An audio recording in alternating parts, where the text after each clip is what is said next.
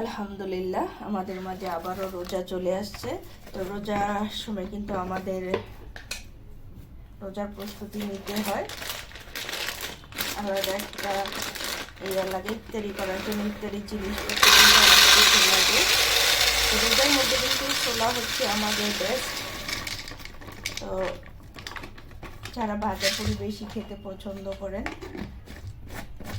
আমার বাসায় তেমন একটা ভাজা পুরি খাওয়া হয় না। এই যে ছোলা নেওয়া হয়ে গেছে, এখানে ডাল আছে, ডাল বড়ে নেব। তো এখানে আমি ডাল বড়ে নিয়েছি। কিছু কিছু টুকটাক আগের থেকে করে রাখতে হয়, কিন্তু খেজুর এরকম আমার কয়েক বক্স আনা হয়েছিল। তো আমি রোজার আগেই অবশ্যই খেয়ে ফেলেছি, রোজার মধ্যে আরও আনা হবে। আমি খেজুর সবসময় খাওয়া হয়, তো এই জন্য এখানে আছে চিরা, লাল চিরা। তো আমার কিন্তু বাসায় চিরা খাওয়া হয় রোজার সময়, ইফতারির সময় চিরা। এই যে লাল চিরা আনা হয়েছে রোজার জন্য।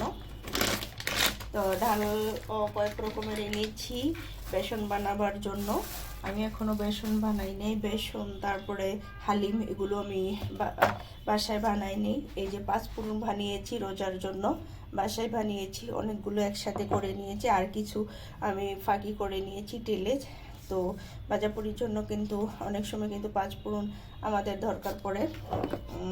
ডিম তো ইফতারির সময় আমাদের বাসায় ডিম খাওয়া হয়। ডিম, তারপরে খেজুর,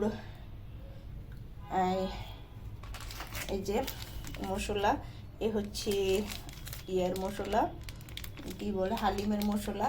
তা হালিম আমি বাসায় বানাবো, তার জন্য কয়েক রকমের ডাল আনা হবে। তো ডিম সিদ্ধ খাওয়া হয়।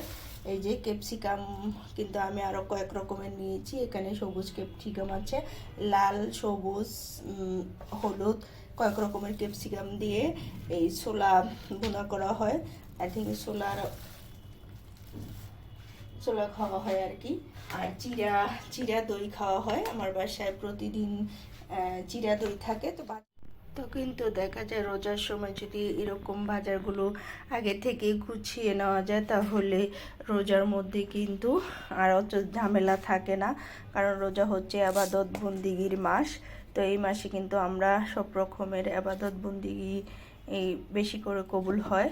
তো আশা করি সবাইকে আল্লাহ যেন হেদায়েত দান করে, এরকম রোজার মাসে সবাই ইবাদত বন্দিগি করতে পারে।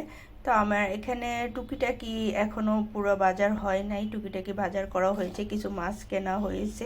তো এখানে হচ্ছে আমার গরম মশলা, এই যে 2 গুম আমি বেশি করে কিনে নিয়ে নেই, তাই রোজার মাসে তৈরি করে নেই, আর সারা বছর যাতে খেতে পারি। একবার কষ্ট করলে কিন্তু সারা বছরই খাওয়া যায়। তো আমি এভাবেই বিশেষ করে গরম মশলাগুলো একবার করে নেই, আর যাতে সারা বছর আমি খেতে পারি। এক মশলা দিয়ে সব ধরনের খাবার তৈরি করা যায়, কিন্তু একবারে যদি কষ্ট করে নেওয়া যায় তাহলেই কিন্তু হয়ে যায় সব ধরনেরই। আসসালামু আলাইকুম, সকলে কেমন আছেন? আল্লাহর রহমতে সবাই ভালো আছেন। সবাইকে রোজার শুভেচ্ছা।